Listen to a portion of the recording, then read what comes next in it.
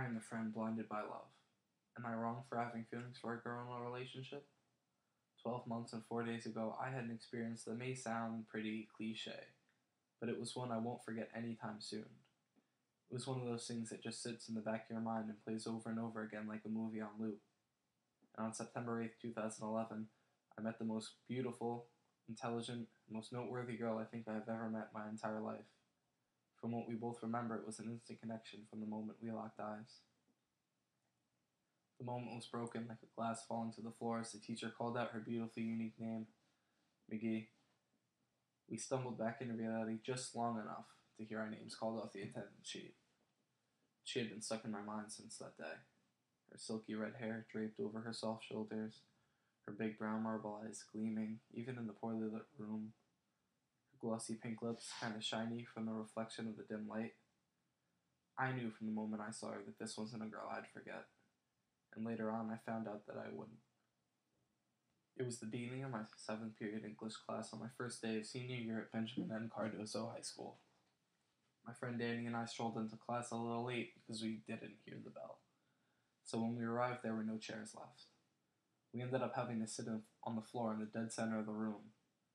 But this wasn't your typical classroom.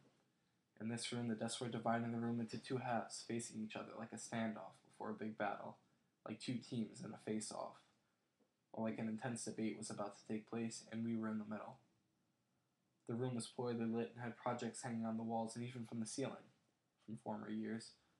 But I didn't really spend much time looking at those projects because I was in the middle of a staring contest with this girl I had just met. After that first day at class, I decided it'd be a good idea to go talk to her. So we ended up talking for a while. We became pretty close. I thought things were going great. I woke up every morning as if I fell asleep on cloud 9.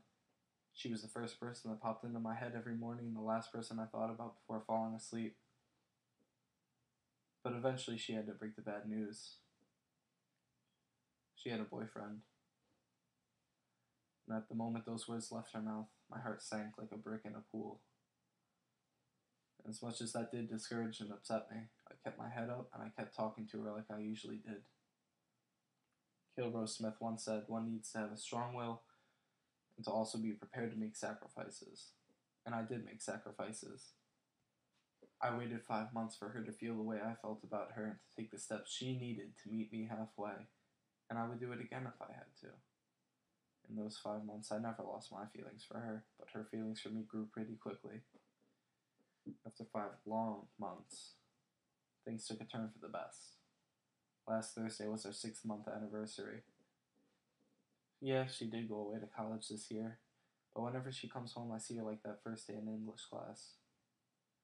From this experience, I learned that if you really want something, you have to go out and get it. Because you're never going to get what you want in this world without putting in the time and effort to get it.